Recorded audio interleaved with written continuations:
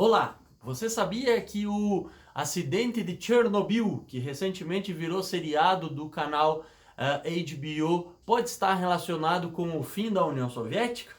Então, se você ainda não começou a assistir esse seriado, fica a dica. É uma belíssima obra de arte, cinematográfica, organizada em capítulos, como um mini seriado, que vai te contar um pouco sobre o que aconteceu no dia 26 de abril de 1986 e nos meses seguintes. O seriado vai narrar para ti um pouco do desastre de Chernobyl. O que foi exatamente esse desastre? Vamos por partes. Primeiro, Chernobyl fica localizado no que hoje seria a Ucrânia, fronteira com a Bielorrússia, numa região que foi construída uma cidade chamada Pripyat. Essa cidade ela sediava a organização, a gestão dessa usina nuclear. Lá ficavam seus engenheiros, suas famílias, seus principais funcionários. Essa usina ela foi projetada em 1973, as construções finalizaram em 1976, quando ela começou a operar. Mas em 1986, alguns engenheiros, os responsáveis pela usina, foram realizar um teste que previa a ausência, a falta de energia elétrica, uma espécie de um blackout, para evitar futuros problemas. E quando eles foram fazer esse teste, algo deu muito errado e o reator, o núcleo do reator nuclear, simplesmente explodiu. E uma quantidade imensa de produto radioativo foi jogado na atmosfera. Isso tudo tu pode acompanhar lá pelo seriado da HBO. Mas a minha intenção com esse vídeo é fazer alguns links com outros acidentes nucleares. Por exemplo, você tem que saber que ele não foi o único acidente nuclear da história. A gente tem vários outros casos. Em 1979 nós temos um acidente na Pensilvânia, isso mesmo, nos Estados Unidos. Depois nós vamos ter um outro acidente que vai ocorrer aqui no Brasil, na cidade de Goiânia, com o Césio 137.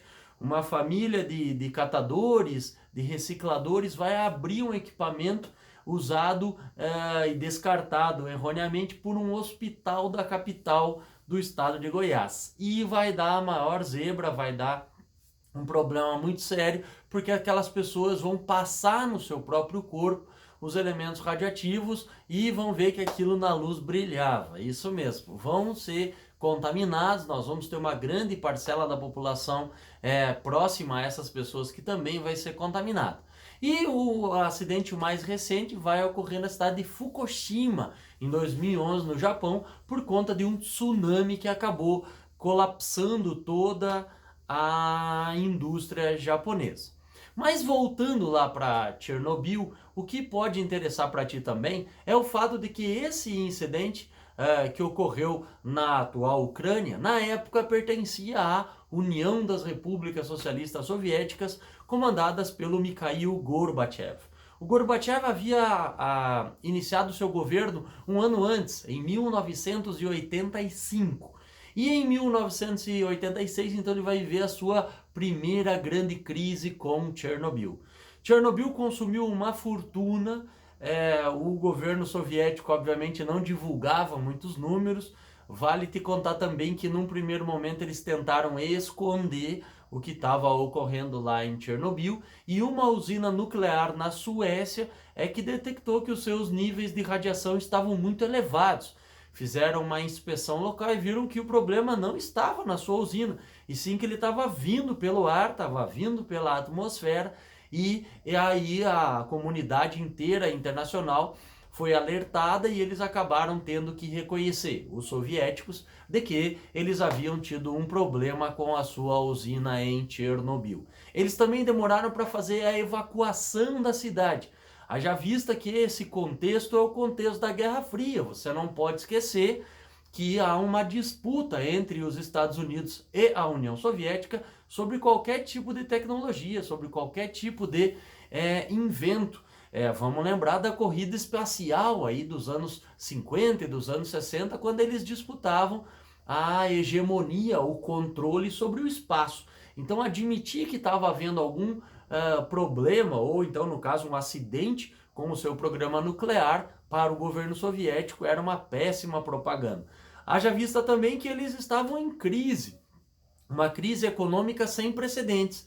E é nesse contexto que o Gorbachev se torna o secretário-geral do Partido Comunista, o líder da União Soviética. Ele vai ser responsável por criar duas políticas, a perestroika e a glasnost. A glasnost, ela tem a ver com um processo de transparência nas instituições, tentando melhorar um dos grandes problemas do socialismo soviético, que era a burocracia e os entraves do Estado, né? Vamos lembrar que o socialismo soviético havia começado lá com a Revolução Russa em 1917, e aí nos anos 80 ele vivia essa crise associada aos problemas da burocracia. Um outro problema do Estado soviético era a questão da economia, uma economia que estava com muita dificuldade de se desenvolver. Então o Gorbachev vai criar a perestroika com a possibilidade de fazer uma abertura econômica, reinserir propriedades privadas dentro da Rússia. Isso também tinha sido abolido lá com a Revolução Bolchevique de 1917. Então tu não pode esquecer que esse problema todo de Chernobyl, ele vai custar um dinheiro enorme ao governo soviético, sem contar o desgaste por conta do desastre humano, do desastre ambiental que Chernobyl vai causar. Nós vamos ter até hoje ainda o número de vítimas como sendo algo bem difícil de se estabelecer. As vítimas imediatas vão ficar na casa entre 200 e 300 seres humanos que vão perder a sua vida porque vão trabalhar lá no combate ao incêndio. O núcleo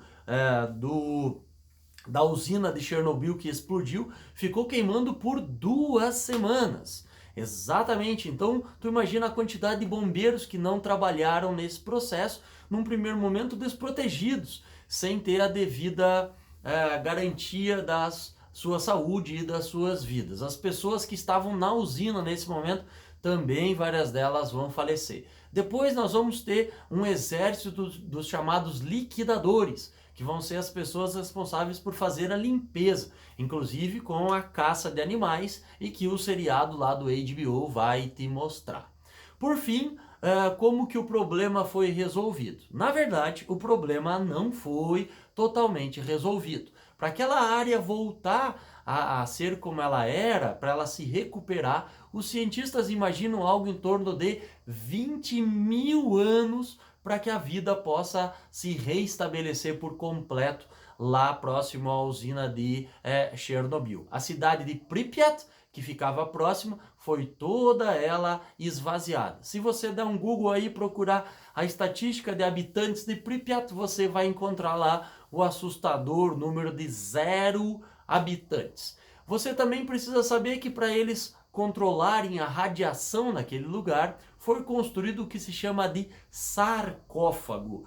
Sarcófago é uma referência, né, ao local onde enterravam os faraós egípcios, né, uma tumba. E a ideia é mais ou menos essa, tentar enterrar o problema. Então eles construíram uma estrutura que tem como base concreto, chumbo e uma série de outros elementos químicos para tentar isolar um pouco da radiação. Recentemente, eles fizeram uma segunda camada, ou seja, um segundo sarcófago foi colocado sobre o primeiro para estancar o problema. Era isso, espero que você tenha gostado. Se você gostou, curte o vídeo aí e se inscreva no canal. Certo? Valeu, um grande abraço!